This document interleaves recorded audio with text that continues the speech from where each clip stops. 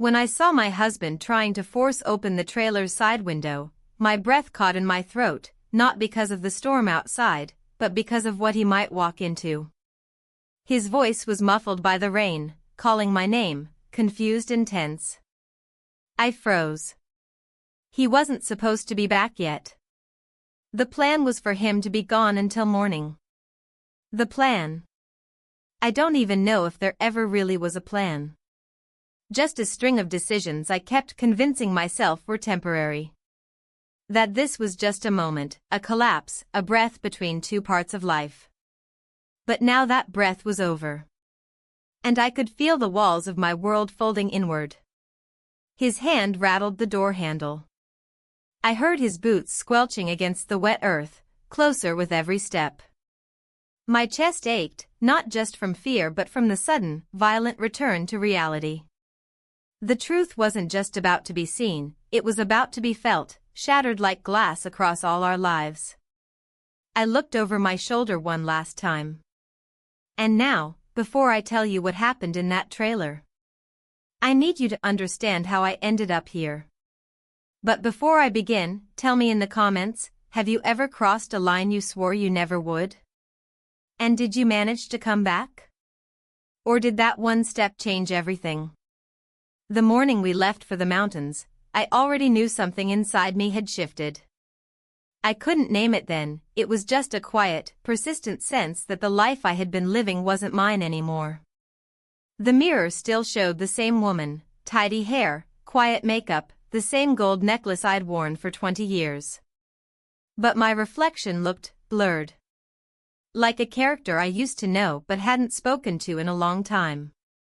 My husband insisted on this trip. We need to reset, he said as he packed the trailer days earlier. Reset what? I wondered. Our routine? Our silence? He bought new hiking boots and dusted off the old camping stove with a kind of determined optimism that made me feel guilty for not matching it. I smiled when I was supposed to. I folded clothes into neat piles. I did all the things a good wife does when she knows she doesn't love the way she used to. Our son joined us reluctantly. He was older now, no longer a boy but not quite a man hardened by the world. There was a softness to him still, a quiet intelligence that often made me feel like I was the one being watched, observed. He hadn't come on one of these trips in years. The last time, he was 15 and still laughed when his father tried to tell ghost stories. This time, he wore headphones most of the drive and spoke only when spoken to. The road twisted through pine-covered hills until cell service faded and radio static filled the silence. That's when my husband started humming an old song we used to dance to. I didn't join in. I looked out the window instead, pretending the rhythm of the trees was more interesting than the ache in my chest. We parked in a clearing by a lake, where no other trailers were in sight. Just water, wind, and the kind of quiet that demands you face yourself. My husband got to work unloading gear, giving instructions like he always did. I unpacked food, lined the tiny kitchen with folded paper towels, and tried not to think. That first night, we sat around a small fire. My husband talked about trails, weather, elevation.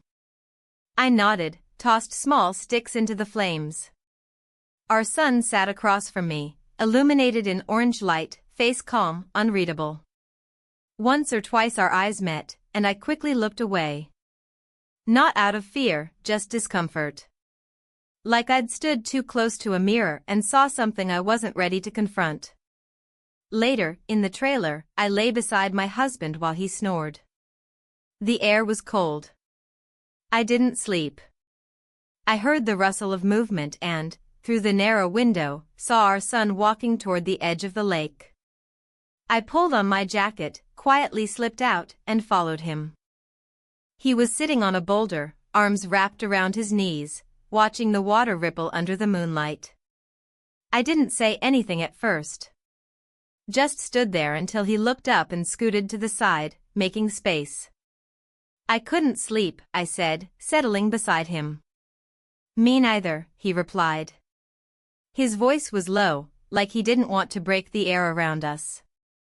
We didn't speak for a while. Just stared out at the lake. I felt more present in that silence than I had in years. The wind brushed my cheek like a whisper I couldn't decipher. He eventually asked, "Do you ever feel like you're just existing?" The question landed like a stone in my stomach. I hesitated before answering. More often than I'd like to admit. He nodded but didn't look at me. "I don't really remember you laughing when I was a kid." "Not really." "You were always careful." It was a strange thing to hear. Not painful, just unexpectedly true. I'd spent so much time being who I thought I should be that I hadn't noticed what disappeared along the way. "I guess I forgot how," I said softly. A log cracked in the distant fire pit, breaking the stillness. I stood to leave, unsure what to say, or if I should say anything at all. As I turned, he reached out and touched my sleeve lightly. "You don't have to go." I froze. The contact was small, innocent. But my body betrayed me. I felt heat rise to my chest, and I hated myself for it. I hated how long it had been since anyone made me feel seen. I pulled my arm away gently and walked back to the trailer, the air suddenly too sharp in my lungs. My husband was still asleep, his breathing steady. I slipped back into bed, lay stiff and cold beside him, eyes open until morning. The next day, the wind picked up. A storm was coming. And so was something else, something I didn't yet understand, but could already feel in my bones. And I knew this trip would not end the way it began. The storm arrived faster than we expected. By midday, the wind had picked up enough to rattle the trailer's thin walls, and the sky dimmed with a kind of steady grayness that warned us not to plan on leaving soon. My husband paced outside in his rain jacket, inspecting the tires, the generator, the sky, as if he could outstare the weather into backing off. I watched from the window while pretending to read, the pages of my book turning without attention. I didn't need to hear the forecast to know we were stuck. By late afternoon, the decision was made. He would hike down toward the ranger's station, a 2-hour trek if the trail wasn't washed out. He insisted it was nothing, that he'd be back by morning. I didn't argue. I didn't even ask him not to go. That should have told me something, but at the time, I convinced myself it was practicality. The trailer felt different the moment he disappeared down the slope. The silence wasn't just quiet, it was cavernous. No instructions, no clinking tools, no humming under his breath. Just me and my son. I stood in the kitchenette for a long time after the door closed, staring at the condensation collecting on the tiny window. He was already seated at the table, sketching in a small notebook he always carried, his brows furrowed in focus. I pretended not to notice the way he looked up when I moved, the way his gaze lingered a second too long. I tried to busy myself, cleaning the counter that didn't need cleaning, folding a towel twice. My fingers were trembling slightly. I told myself it was the cold. We ate dinner early, a simple meal heated on the small propane burner. Neither of us spoke much. Outside, the rain intensified, drumming in rhythmic pulses on the metal roof. Inside, everything felt suspended, as if time itself had paused. Afterward, he offered to wash the dishes. I hesitated but nodded, stepping back to give him space. I watched him move, deliberate, calm, familiar in a way that caught me off guard. There was nothing overt in his movements, but something had changed. Or perhaps I had just started noticing. With the dishes done, there wasn't much else to do. No internet. No signal. No distractions. I sat on the edge of the built-in bench, arms crossed, staring out the window, though there was nothing to see but darkness and the reflection of my own shape. I heard him behind me, shifting in his seat, flipping through pages of his sketchbook. Eventually, he spoke. "Do you want to see?" I turned slightly. "See what?" What I've been drawing. I didn't answer right away. Part of me wanted to decline, to keep space between us. But the other part, the one that had started waking up over the past day, leaned toward him. He held out the book, open to a page near the center. I took it, expecting landscapes, trees, maybe some wildlife. Instead, it was a rough, charcoal sketch of the trailer interior. Our table. A window. A coat draped over a chair. It's good, I said, genuinely surprised by the detail. Thanks, he said quietly. I drew it this morning. Before the rain started. I turned the page. The next drawing was of hands, mine, I realized, clasped together the way I often held them when thinking. Another showed my profile, eyes downcast. I handed the sketchbook back slowly, my fingers brushing his. The contact was light, accidental. But something in me shifted. I stood, suddenly needing air, even if there was none outside that wouldn't soak me. I opened the door and stepped onto the small fold-out step, letting the rain hit my face. The cold drops shocked my skin, and for a moment, I felt something raw pull through me. Aliveness. That was the only word I could find for it. He appeared behind me, barefoot, leaning on the doorframe. You'll catch cold, he said, almost as a whisper. Maybe, I answered, not turning around. We stood like that for a minute, me letting the rain find the creases in my collarbone, him hovering just behind. I could feel the warmth of his presence, the way the air shifted when he inhaled. I went back inside first, dripping, peeling off my wet jacket and hanging it near the heater. He followed. The trailer felt impossibly small now, as if the rain had shrunk it. I reached for the blanket draped on the bench and wrapped it around myself, sitting down again. My skin prickled beneath the fabric, not from cold, but from being seen. He sat opposite me, and for a long while, we didn't speak. The silence wasn't awkward. It was loaded. I could feel his eyes on me. I knew he could sense the change too. When I looked up, our eyes met. Something passed between us, a recognition, fear, longing, memory. I didn't know what to do with it, but I also didn't look away.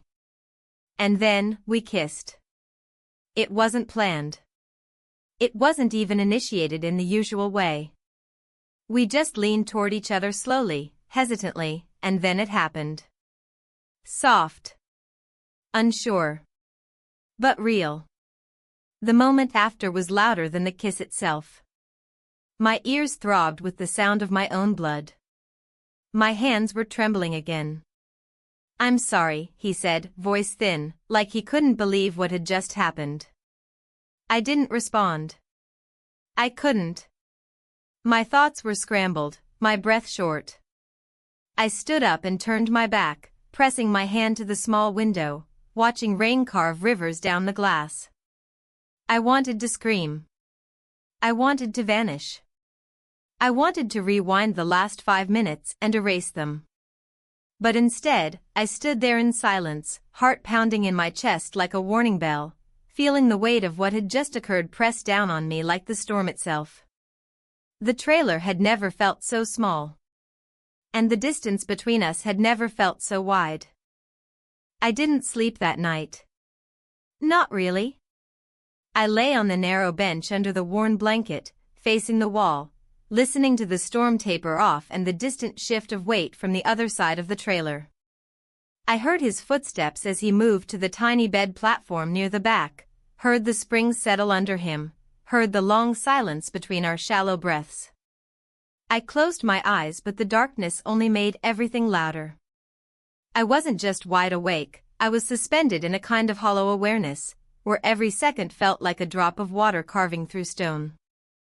I kept replaying the moment over and over again. The lean-in, the stillness, the warmth, and then what came after. The kiss had been brief, hesitant. But what shook me was not the kiss itself. It was the fact that I hadn't pulled away. Not immediately. Not forcefully. I let it happen. That was the truth, and there was no way to dilute it with excuses. At some point during the early morning hours, I got up, careful not to make noise. I put on my jacket, stepped outside into the damp, gray world.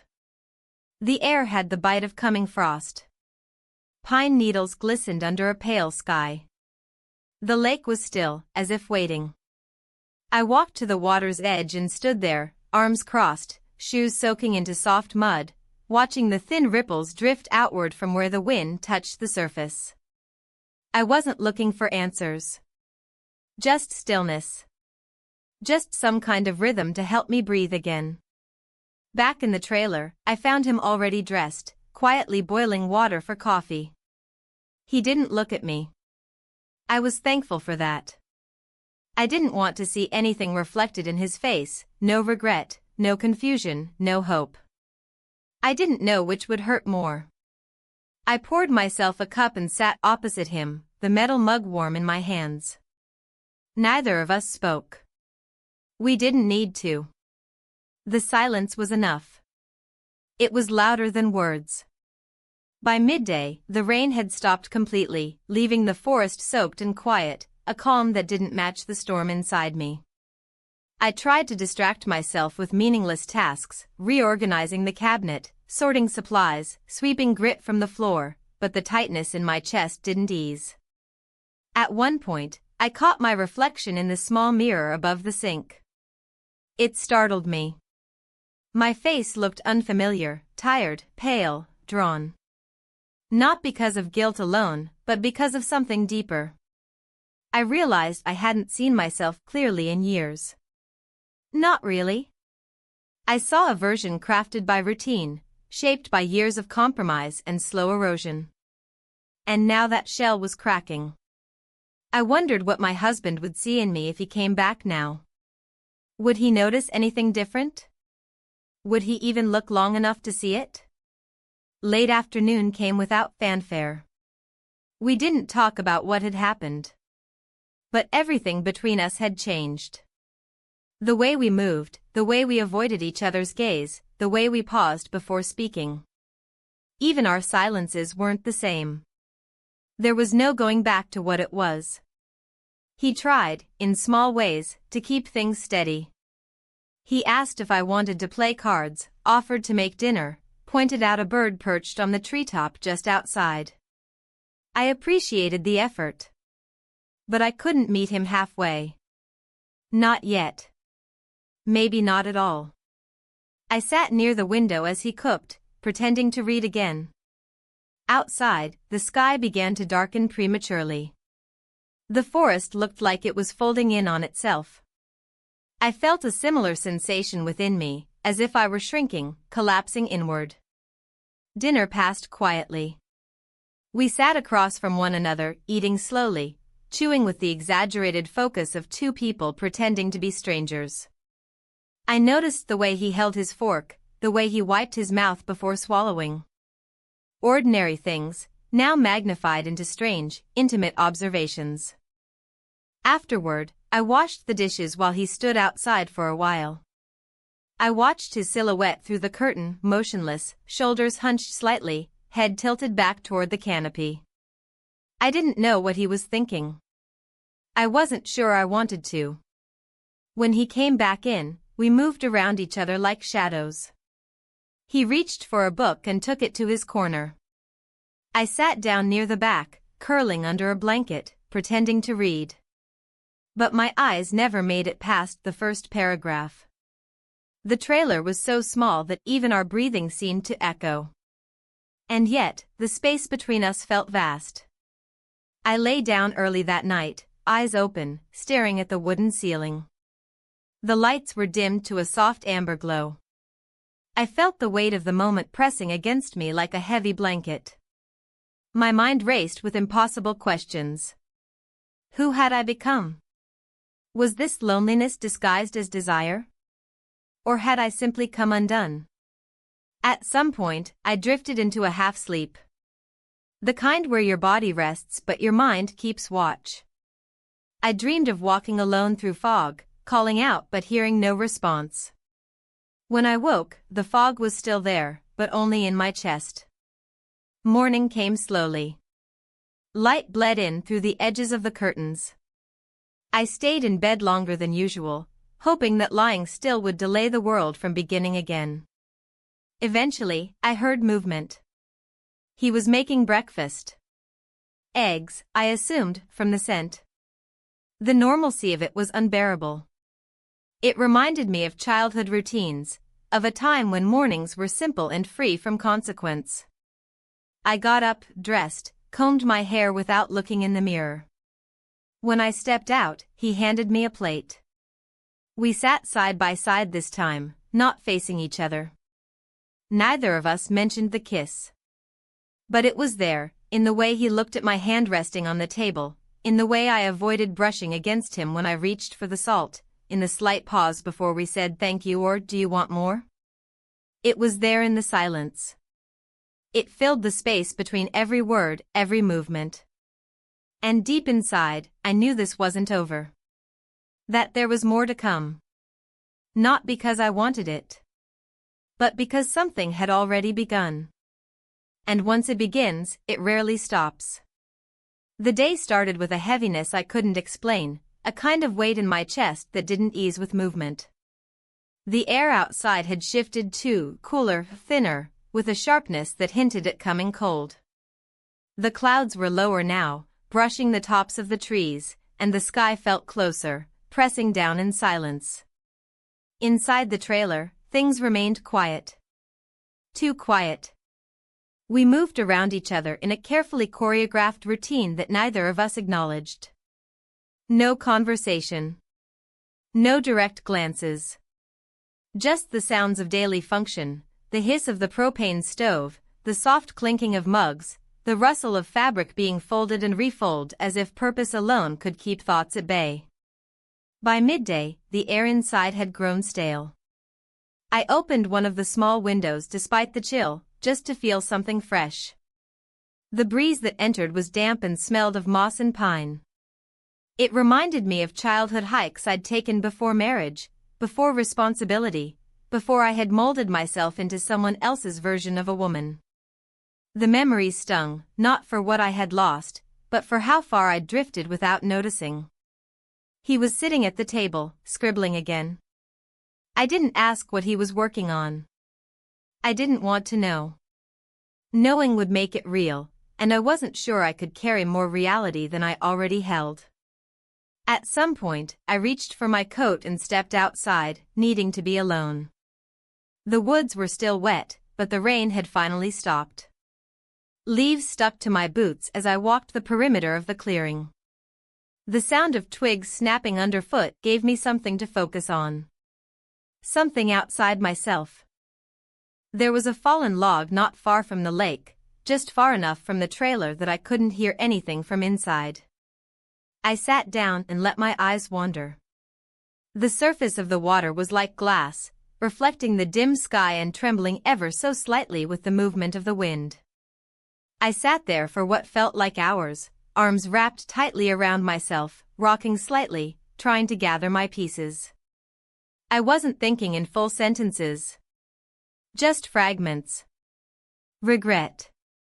Fear. Longing. The sharp, bitter taste of guilt that wouldn't dissolve no matter how many times I swallowed. I thought about my husband. About the last time he had really looked at me, not glanced, not nodded in passing, but actually looked. I couldn't remember when that was. And I wondered, cruelly, if he would even notice now that I was coming undone. When I returned to the trailer, dusk was already creeping in. He had made soup. The scent met me at the door, simple, earthy, familiar. I thanked him with a nod and sat down. He ladled the soup into our bowls, placed a piece of bread beside mine without a word. We ate in silence again, but this time the air between us was more charged. He seemed calmer, though I couldn't be sure. Maybe he was just better at pretending. Maybe I was the one unraveling faster.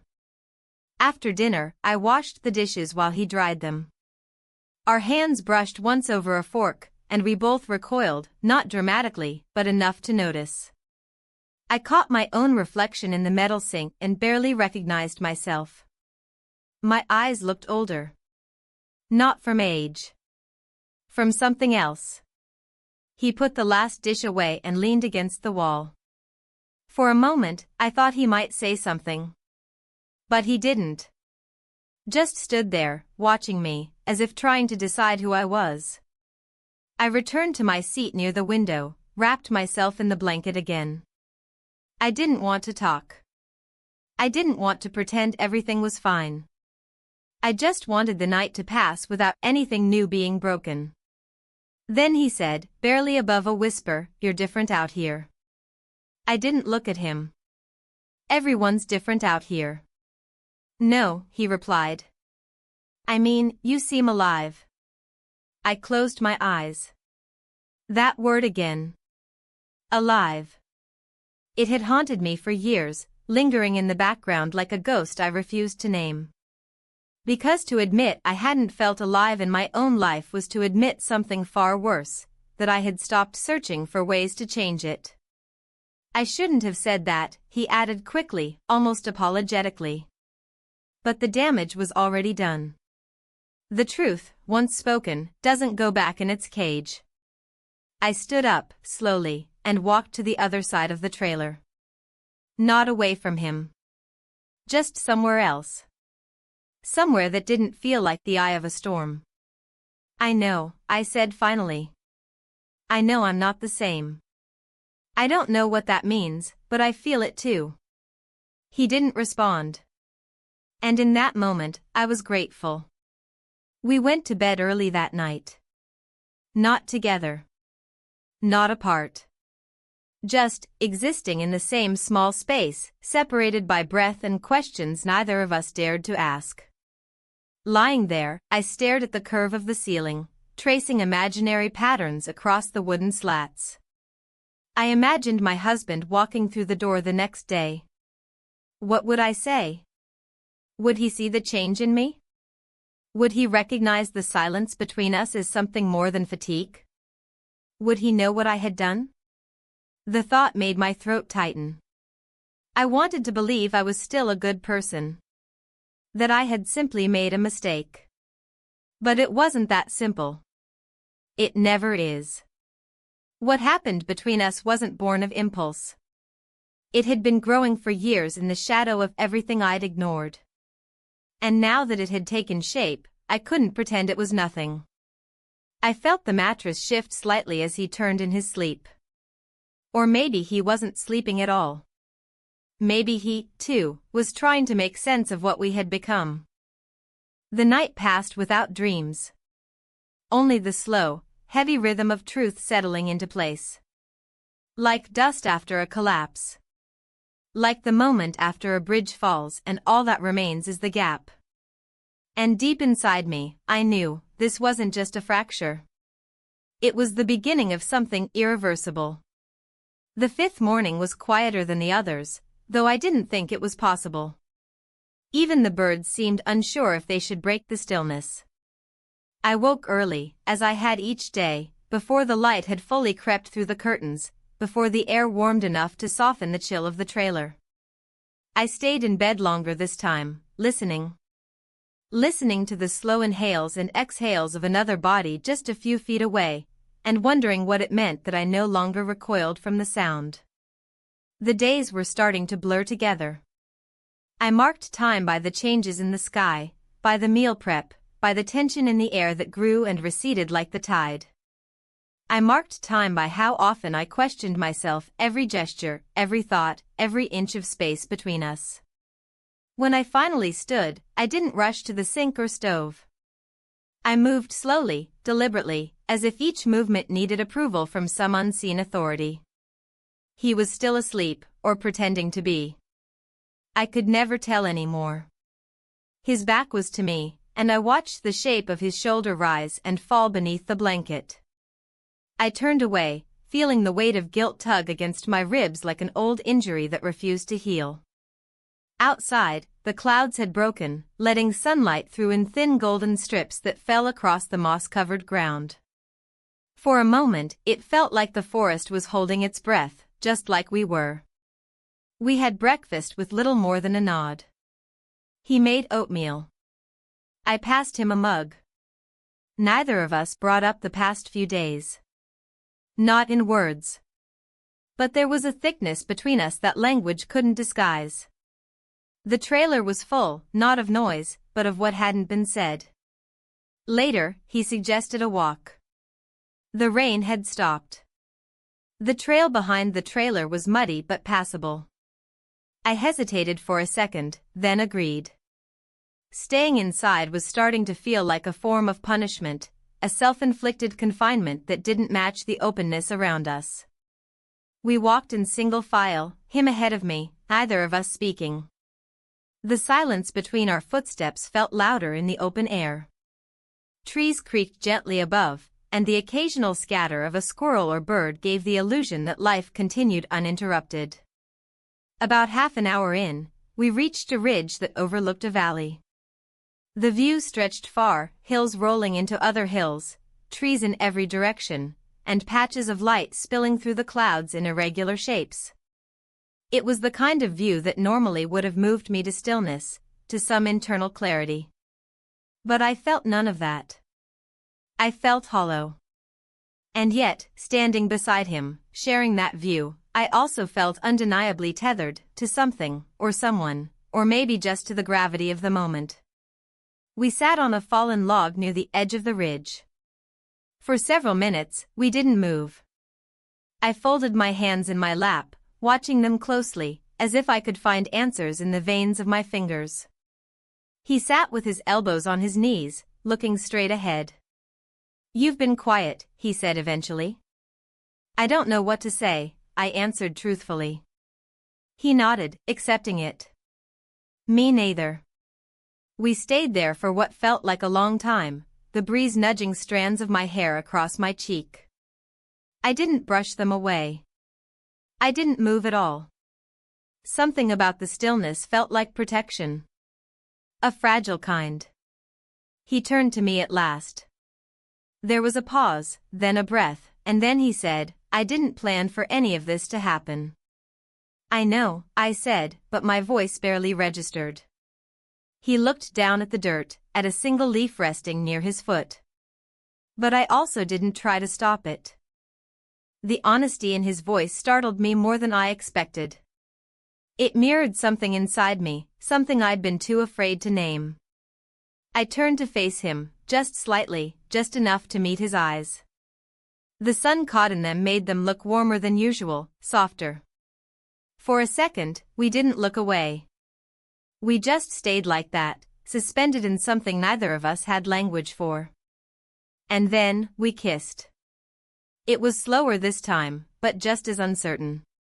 There were no explanations in it. No declarations. Just the quiet collision of two people who didn't know where to place their hands, their thoughts, their shame. When we pulled away, it wasn't dramatic. There was no gasp, no pulling back in panic. Just stillness. A quiet between us that wasn't empty, but full of consequences we couldn't quite touch yet. We walked back in silence, keeping just enough distance between us to feel it. When we reached the trailer, I stepped inside first. I took off my coat, hung it slowly, and sat on the edge of the bench. He followed a few minutes later, pausing in the doorway as if unsure whether to enter. Eventually, he did. Sat across from me. Opened his sketchbook, then closed it again without drawing. We stayed like that for the rest of the afternoon, breathing the same air, trying not to fall apart. I couldn't stop thinking about the kiss. About what it meant. About what I had allowed, and what it revealed in me. I had never thought of myself as someone who would cross that line. But here I was, and the line wasn't a clean cut anymore. It was blurred, and it stretched further than I could see. Night fell slowly. We didn't light candles. We didn't cook dinner. We each found our own corners of the trailer and sat with our thoughts. He lay down first. Turned away from me. I waited until I heard his breathing steady, then curled up under my own blanket, eyes open, body motionless. The sound of the wind returned, brushing gently against the walls. A reminder that we were still deep in the forest, still alone, still accountable only to ourselves. But that wasn't true. Not really. The world would catch up to us soon enough. And I didn't know what we would be when it did. The trailer was silent when I woke, the kind of silence that doesn't soothe but lingers like residue after a storm. I lay still, eyes open, staring at the low ceiling, wondering whether I had truly slept or if I had simply floated through the night in some kind of suspended fog. The light filtering through the small window was flat, overcast, and the air carried a dampness that made everything feel heavier. I sat up slowly, wrapping my blanket tighter around my shoulders. The space around me felt unfamiliar, as if the walls had shifted during the night. I glanced over toward the other end of the trailer. He wasn't there. His blanket was folded. His coat was gone. Panic didn't rise exactly, but something close to it stirred in my chest. Not fear for his safety, but fear of what this meant. Had he left to get space? To clear his head? To run from what we'd done? I pulled on my boots and stepped outside. The world beyond the trailer was dripping with moisture. Fog hung low in the trees, blurring the outlines of the trunks like charcoal smudges. I spotted him down by the lake, seated on the edge of a fallen tree, elbows on his knees, staring out at the water. I hesitated for a moment, unsure whether to go to him or give him the solitude he'd sought. But the cold was creeping into my sleeves, and the questions inside me were too loud to ignore. I walked down slowly, careful not to snap too many twigs beneath my feet. He heard me, of course, but didn't turn around. I stopped a few feet behind him and waited. After a moment, he spoke without looking back. I just needed to breathe. I nodded, though he couldn't see it. I understand. He finally turned, meeting my eyes with a tired expression, not angry, not distant, just heavy. I didn't come out here to disappear, he said. I just couldn't stay in that space without losing track of where I started and where you end. His words hit harder than I expected. I sat beside him, careful to leave space between us, and looked out at the lake. The surface was still, like a sheet of glass hiding something deeper. I've been trying to pretend this is temporary, I admitted. That when we go back, I'll go back to being who I was. But I don't think that version of me exists anymore. He didn't respond right away. Instead, he picked up a small stone and tossed it toward the water. It skipped once, then sank. I don't know what to do with what's happened, he finally said. It doesn't feel wrong, but it also doesn't feel right. It just is.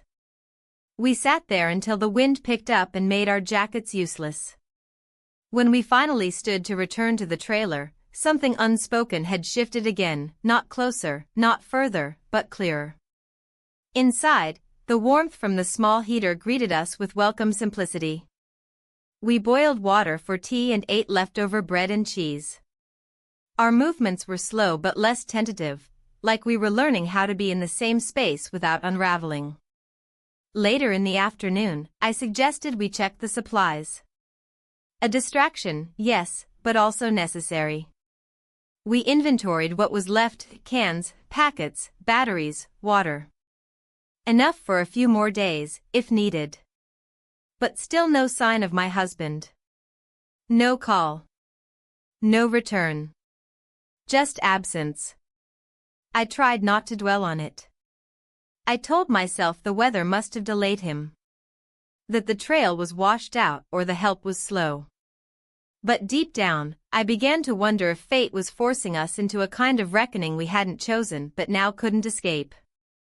As evening approached, I noticed the chill inside growing. The propane had run lower than expected. We would need to conserve heat. Neither of us said it out loud, but we both understood what it meant. I gathered extra blankets and checked the windows for leaks. He adjusted the heater and rechecked the gas gauge twice. As the sun disappeared behind the trees, we knew we had no choice but to prepare for a cold night. "I can sleep near the heater," I offered. He shook his head. "No, take the bed. I'll be fine." But the mattress wasn't enough to make a real difference. The trailer walls did little to hold warmth. I watched him curl into himself on the bench with a thin blanket, and guilt gnawed at me like frost on exposed skin. Eventually, I got up, grabbed an extra blanket, and walked over. I handed it to him without a word. Our fingers brushed, and this time, we didn't pull away. "You're freezing," I said, barely above a whisper. He looked up at me, eyes shadowed in the dim light. "So are you." We both hesitated, as if considering the same unspoken thing. The logic was simple: body heat. The intention was survival. But underneath it all, we both knew this wasn't about warmth. Still, I turned toward the bed, lifted the corner of the blanket, and he followed silently. We lay side by side, facing away from each other. No words. No movement. Just shared breath and a trembling awareness that we had crossed into something irreversible. Time passed slowly. I watched the patterns of condensation gather on the window. His breathing was steady behind me. My heart wasn't. I didn't sleep. I couldn't. My thoughts kept circling: what we had done, what we were doing, what would come next. I thought about my husband. About how he would look at me when he returned. About whether he would even recognize the woman I had become out here. Eventually, I turned slightly, just enough to glimpse him in the dim light. His eyes were open, staring at the ceiling. He didn't speak. Neither did I. The space between us had vanished, but the distance inside us had never felt greater. And still, I stayed where I was. Not because I was certain. Not because I was brave. But because I didn't know how to go back. Only forward. Into whatever this was becoming. The morning was still dark when I opened my eyes. A faint haze of light hovered behind the thin curtains, not quite sunrise, but enough to draw the outlines of the interior around me. I lay frozen, the blanket pulled to my chin, the shape of his back just inches away. The quiet was so complete, I could hear the rhythm of his breath, steady and slow, like waves against a dock. I didn't move for a long time. I didn't want to. Moving would mean acknowledging the weight of where I was, what I had chosen. It would mean facing the truth that had been building with every passing hour. But eventually, I shifted slightly, just enough to ease the pressure on my hip. The mattress dipped with even the smallest movement. He didn't stir. I stared at the ceiling. The wood paneling above seemed closer than usual, as if the trailer had shrunk overnight. I noticed small scratches I hadn't seen before. A dark smudge near the light fixture. A cobweb in the corner. These details grounded me, tiny pieces of imperfection in an otherwise simple space. I tried to replay the events of the night like a film I could pause, rewind, edit. But nothing felt clean. Nothing about it was easy to categorize. There hadn't been a plan. There hadn't been a moment where one of us made a move and the other resisted or encouraged. It had just happened. We had crossed a line with no words, no explanations. Only silence and presence. And now that silence pressed on my chest like a stone. We spent the night together. I kept repeating that phrase in my mind, almost clinically, as if saying it plainly would help make sense of it. But it didn't. The truth is, I didn't know how I felt. Not fully. There was guilt, of course, an undercurrent that had never left me since the first time our eyes met too long. But alongside it was something else. Something harder to admit. Relief. Not because I wanted what had happened. but because pretending I was immune to longing had become exhausting. I hadn't felt wanted, truly wanted, in years. I hadn't felt like my body was still part of my identity. It had become a tool for chores, for sleeping, for existing. Last night, it had been something else. Still, relief didn't cancel out the consequences. I sat up slowly, careful not to wake him. My feet touched the cold floor, and I winced slightly at the shock. I reached for my sweater, pulled it over my head, and stood. My limbs felt heavier than usual, like I had aged a decade in the span of a night. Outside, the forest was pale and damp, the air thick with morning fog. The lake looked like a blank page, unmoved, untouched. I walked toward it, wrapping my arms around myself as I stepped carefully between roots and wet leaves. Each breath stung a little from the cold, but I welcomed it. It cleared something in my chest that had been stuck. By the water's edge, I crouched down and traced a line in the mud with a stick. No pattern, no meaning, just movement. I needed something to do with my hands. Something small and controllable. I heard his footsteps before I saw him. Slow, deliberate. I didn't turn. He stopped behind me, a few feet away. I waited. I didn't know if you'd still be here, he said quietly. I didn't either, I replied, just as softly. He didn't come closer. He stood there, the space between us stretching like a held breath. I don't know how to go back, he said. Neither do I. We didn't speak again. We didn't need to. The weight of what had happened lingered between us, not as an accusation, but as a reality we couldn't undo. Eventually, we returned to the trailer. We moved through the space like people trying not to disturb a fragile structure. I made tea. He folded blankets. We cleaned up breakfast dishes from the day before that no one had touched. Around midday, the wind picked up. We could hear the trees shifting, creaking under the weight of the weather. The heater clicked, but the propane was too low to offer much warmth. We layered our clothes, added socks, rubbed our hands together. By early afternoon, I felt the silence pressing down again.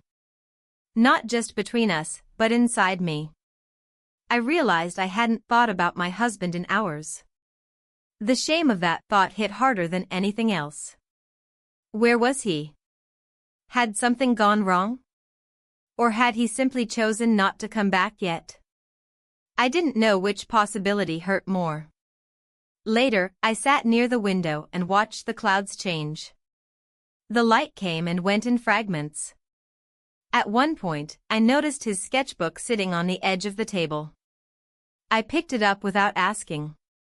The first few pages were familiar, scenes from earlier in the trip, the fire, the lake, the trees.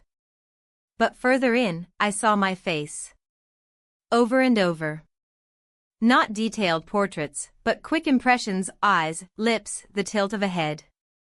None of them were flattering. None of them were posed. Just moments. Moments I hadn't realized he'd seen. I closed the book and set it down. My hands were trembling. When he returned from the other side of the trailer, he paused. Saw the book. Saw my face. We didn't speak. As night fell, the cold returned in full force.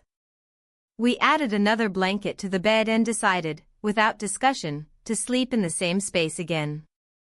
There was no tension in it. Just necessity. Just quiet. He lay down first.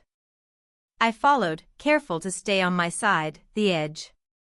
My body was tired, but my mind refused to rest. I listened to the wind outside and imagined what tomorrow might bring. Would my husband return? Would the world come crashing back in? Would I still be the same woman he left behind? The thought echoed long after I closed my eyes. And I knew nothing about this would remain hidden forever. I woke to the sound of the trailer door clicking shut. The sun hadn't risen yet, but a faint glow pressed against the curtains, giving the space a soft, dim outline. My heart quickened before my mind caught up. For a moment, I thought he'd left. Not for a walk or a breath of air, but truly left. I sat up quickly, pulling the blanket with me, my breath already shallow from the imagined loss. But then I heard his footsteps just outside, pacing. Not running. Not leaving. Just walking in circles, maybe thinking, maybe punishing himself in the morning cold. I stood slowly and pulled on my sweater, then opened the door quietly. He stood with his back to me, arms crossed over his chest, looking out at the trees. The ground was wet from dew, and a light fog clung to the lower branches. When he heard me step down onto the trailer's wooden steps, he didn't turn, but he didn't walk away either. I joined him, a few steps away. Neither of us said anything. The silence wasn't uncomfortable anymore. It had become part of the air we breathed. Something shared. Something loaded. The world around us was eerily still. No birdsong, no rustling leaves, just the faint creaking of the trees and the shifting sound of our own clothes as we adjusted our weight. I hugged my arms tighter around myself. It wasn't just the temperature. It was the weight of everything we hadn't said. I thought about not coming back inside, he said finally, voice low. I know. He turned toward me then, not fully, just enough for our eyes to meet. His face looked older somehow. Not in years, but in depth. Worn in a way I recognized, like my own reflection when I couldn't avoid mirrors. I wasn't afraid of what happened, he said. I was afraid of what it meant. I nodded. Me too. He let out a breath that formed a faint cloud in the cold air. Then he looked down at the ground. I can't go back to pretending, he said. But I don't know how to move forward either. There was nothing to say to that. Not yet. Maybe not ever. I turned back toward the trailer. We should eat something. We moved through the breakfast routine with muscle memory. Boil water. Toast bread. Wash the dishes. But our hands moved slower now, each task done with a kind of reverence, as if trying not to disturb the fragile structure of the morning. As if one loud noise would bring everything down. We didn't talk while we ate. We sat at the table with our backs slightly turned to one another, not out of distance, but as though too much eye contact might splinter the delicate peace we'd built. By midday, the clouds rolled in again, darker than before. The light in the trailer turned from gray to dim blue. Rain was coming. He suggested we check the gear outside, tighten straps, secure anything loose. I agreed, grateful for something to do. We worked side by side without speaking. The tarp covering the firewood had come loose, and we tied it back with stiff fingers. The ropes were damp, our jackets slick with mist. My hand slipped once, and he caught my wrist instinctively. The touch was brief, functional, but the echo of it stayed in my skin long after we'd stepped apart. When we finished, we returned inside and lit the small lantern. The yellow light glowed softly against the walls. The heater clicked again, trying its best with the little fuel we had left. I sat near it, rubbing my palms together for warmth. He sat across from me, resting his elbows on his knees, hands clasped. You don't have to explain anything, he said after a while. I know, I said. But you're allowed to, he added. I hesitated, then looked at him. It wasn't about you. He nodded slowly, waiting. It was about being seen. About remembering I'm still here. Still capable of feeling something that isn't numb or responsible or necessary. His brow furrowed slightly, not in confusion, but in recognition. I've been living a role for so long, I continued. I don't even know who wrote the script anymore. I just kept performing. I stopped there. That was as much as I could say without crying.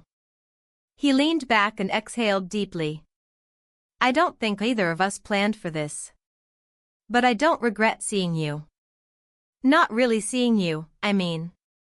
I looked down at my hands, now dry and cracked from the cold. That's what scares me. We didn't touch after that. We didn't reach across the table or sit closer. We simply existed in the same space, in quiet agreement that no matter what we wanted, we were now navigating something far beyond want. As the rain began to fall in thin, steady lines against the roof, we played cards for a while, just to pass time. The simplicity of it reminded me of childhood. Of long weekends with nothing to do but listen to the weather and count the hours. By evening, the wind picked up again. The trailer creaked with each gust, and we braced ourselves with heavier coats and thicker blankets. The propane was nearly gone. We used only the lantern and our body heat. He made dinner. I cleaned up. It was a rhythm. A dance we had learned by necessity. When it came time to sleep, neither of us moved right away. We sat on opposite sides of the trailer, pretending to wait for something, darkness, maybe. Clarity. A reason to decide one way or another. Eventually, I stood, walked to the bed, and lay down. He followed after a few moments, taking his place beside me without a word. This time, we didn't face away from each other. We lay side by side, our hands close, almost touching, but still not crossing the space between. I watched the outline of his face in the faint lantern glow. His eyes were open, like mine. We said nothing. And in that silence, I realized something. What scared me most wasn't that someone would find out. It wasn't even the guilt. It was the possibility that what had happened might awaken something I couldn't put back. Something that would change everything. Even if no one ever knew. The rain had stopped sometime during the night, though I hadn't heard it. I'd drifted in and out of sleep without dreams, without rest, my thoughts pulling me under only to drag me back to the surface again. I lay still in the narrow bed, the soft creak of the trailer the only sign that the outside world still moved. He was already up. I could hear him shuffling around near the stove, pouring water into the kettle, moving slowly, quietly. I didn't get up right away. I stared at the ceiling, letting the light patterns shift as clouds passed overhead. My body felt sore, like it had absorbed the weight of every decision I hadn't made out loud. I wondered, as I did most mornings now, if this would be the day my husband returned. If he'd walk through that door with a smile and news of a mechanic, and I'd be expected to resume the role I had nearly abandoned. But the door stayed closed. The kettle began to hiss. And I stayed where I was.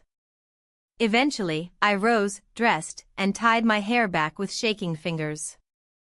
When I stepped into the main space, he handed me a cup without a word. I took it and sat down at the small table. The tea was too hot to drink yet, but I held the mug with both hands, letting the warmth seep into my skin. He sat across from me, his eyes tired, the lines near his mouth deeper than the day before. Neither of us spoke. There was nothing left to say that didn't feel like repetition. We had crossed all the lines, named the wrongs, and accepted the silence that followed. After breakfast, I stepped outside. The sky was the clearest it had been in days. The storm had finally passed. Trees dripped quietly. Patches of sun scattered across the ground like pieces of broken light. I stood for a moment, blinking at the brightness, then walked toward the clearing near the edge of the woods. I needed to move. To feel the earth under my feet, not the hollow metal of the trailer floor. I needed to remember what space felt like. I wandered without direction, letting instinct guide me through the trees. My boots sank slightly into the damp soil. A bird flitted between branches overhead, chirping once before flying on. By the time I returned, the light had shifted. He was outside now, chopping kindling, his movements deliberate. I passed him without comment and went inside to start tidying. I wiped down the counters, folded the blankets again, swept the corners. It was all useless, really. Just a distraction from the rising tension in my chest. When he came back in, he glanced around, as if noticing the effort, but said nothing. He removed his jacket and sat near the window, rubbing the back of his neck. I could see he was restless, just like me, but also unsure where to place that energy. Everything had become motionless, emotionally and physically. We spent the next few hours in silence. He sketched. I read, though my eyes never absorbed the words. The hours dragged.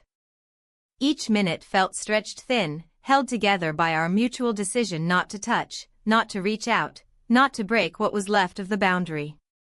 And then, just after noon, we heard it. The faint rumble of an engine in the distance. We both froze. My heart lurched in my chest. I stood slowly and moved to the window, pressing my palm against the cool glass. The sound grew louder, closer. Gravel cracked beneath tires. Then headlights appeared between the trees. The truck pulled into the clearing. My husband stepped out. He looked tired, muddy, but otherwise unchanged. He walked around the front of the truck, grabbed something from the passenger seat, and approached the trailer. Inside, my limbs had gone rigid. I couldn't move. I couldn't breathe. I turned away from the window just before he knocked and opened the door. He smiled when he saw me, like nothing was wrong. As if no time had passed. As if I was still the woman he'd left behind in a different version of this story. Got the parts, he said. Took longer than expected. Trail washed out. Had to wait for someone with the right tools.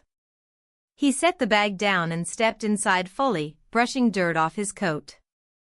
I nodded, managing to say, we were starting to wonder. His eyes landed on the other figure in the room. Hope you two didn't kill each other, he said, with a chuckle. Or get too bored.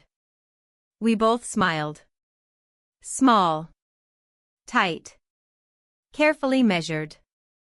The rest of the afternoon passed like a dream I didn't know how to wake from. He talked. A lot. About the mechanic, the trail, the detour he'd taken to find fuel. I nodded at all the right moments. Laughed once. Asked a question I didn't care about. I felt like I was watching someone else perform a scene I used to know. Dinner was quiet. He didn't seem to notice. He was too busy with the repairs, too focused on his plan to leave in the morning. We'll be out of here by noon, he said, proud of his calculations. Back down the mountain by evening. I nodded again. And all the while, I kept looking at the one person who hadn't said a single word since my husband arrived. His silence was loudest of all. That night, we went to bed in the arrangement we once knew. My husband and I on the bed. The other on the bench. The trailer was darker than usual. Colder, too. The heater barely worked now. But I felt nothing. Not the chill. Not the warmth. Only the distance. I lay beside my husband as he fell asleep, his breathing steady, his arm resting gently against mine. And I stared at the ceiling again. Knowing that no matter how still I lay, something had shifted. Irrevocably. Permanently. We had crossed a line. And now, we were pretending we hadn't. We left the mountains the next morning. My husband rose early, full of purpose, moving through the trailer with the confidence of someone who believed all was right again. He brewed coffee, checked the tires, refilled the water tank. He even whistled, something he hadn't done in years. To him, this trip was already history. An inconvenience turned anecdote. A story he would retell with pride, about how he braved the elements and fixed things himself. I watched him from the doorway, clutching my mug with both hands. The warmth of the tea was the only thing anchoring me. Everything else inside felt loose, like the last threads of a life I no longer knew how to wear. The three of us sat in silence during breakfast. He talked the most, recounting details we didn't ask for, laughing at moments we didn't echo. The words passed over me like background noise, each sentence brushing against the surface but never sinking in. Across the table, he sat still, quiet, barely touching his food. His eyes stayed low, fixed on the cup in front of him. My husband didn't notice. Or pretended not to. That was easier, perhaps. That was how things were preserved, by mutual denial. By 10, we were packed. The trailer was secured, the engine checked, and the road ahead cleared of debris. My husband climbed into the driver's seat and smiled back at us as we followed. "You two ready?" he asked. I nodded. So did he. The drive down the mountain was winding and slow. The forest slipped past our windows, each tree a reminder of what had been left behind among them. I rested my head against the cold glass, eyes unfocused. Outside, the light kept changing, shifting between gold and gray, patches of sun breaking through, then fading again. I counted the curves in the road, the bends that pulled us away from the place where everything had fractured. No one spoke. Not for miles. By the time we reached the foothills, cell service returned. My husband checked his phone at a stop, muttered something about missed calls, then began catching up with work. Messages, voicemails, emails. The usual current of his world resumed like nothing had paused. We arrived home in the early evening. The familiar creak of the front gate, the crunch of gravel in the driveway, the porch light that flickered once before holding steady. Everything was exactly as we had left it. That's what struck me the most. The unchanged nature of it all. As if time here hadn't moved. Inside, the house smelled like dust and forgotten air. I walked through each room slowly, brushing my fingertips along surfaces, flicking on lights, opening windows. My husband busied himself with bags and tools. He hummed again. That same old tune. He asked him to stay for dinner, out of politeness. He declined, saying he was tired, that he needed to check on a few things. My husband nodded, unaware of the pause in his voice. Or maybe aware, but choosing the easier option. Not asking questions. Not noticing the way I stood frozen by the kitchen counter, not meeting anyone's eyes. When the door closed behind him, something inside me dropped. Not a crash, not a scream, just a quiet thud, like the last book on a shelf falling into place. My husband wrapped an arm around me as he passed and said, "You were amazing up there." Kept things calm. I know it couldn't have been easy. I smiled. Or tried to. That night, I showered for a long time. I scrubbed my skin harder than I needed to. I let the water run until it turned lukewarm, until my fingers wrinkled and my legs ached from standing. I stared at my reflection afterward, towel-wrapped and hollow-eyed. I didn't recognize her, but I didn't flinch either. In bed, my husband reached for me, pulled me close. I didn't resist.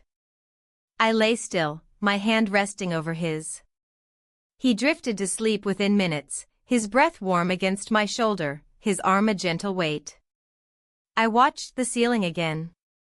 A different ceiling, but the same silence. The next morning, I made coffee. I watered the plants. I opened the curtains wide. The light poured in like nothing had changed. And maybe it hadn't. Not for him. Not for the world. But for me? Everything had. He texted me later that week. Just one word, okay? I stared at it for a long time. The question was simple, but nothing about the answer was. I typed, "I don't know." And that was the truth. We never spoke about it again. Not with words. not with eyes. But in the quiet corners of ordinary days, in the small, heavy pauses before routine gestures, in the way we now avoided being alone, it lived. A truth unnamed. A line crossed. A life split into two halves, before and after. And now, I live in the after. ########.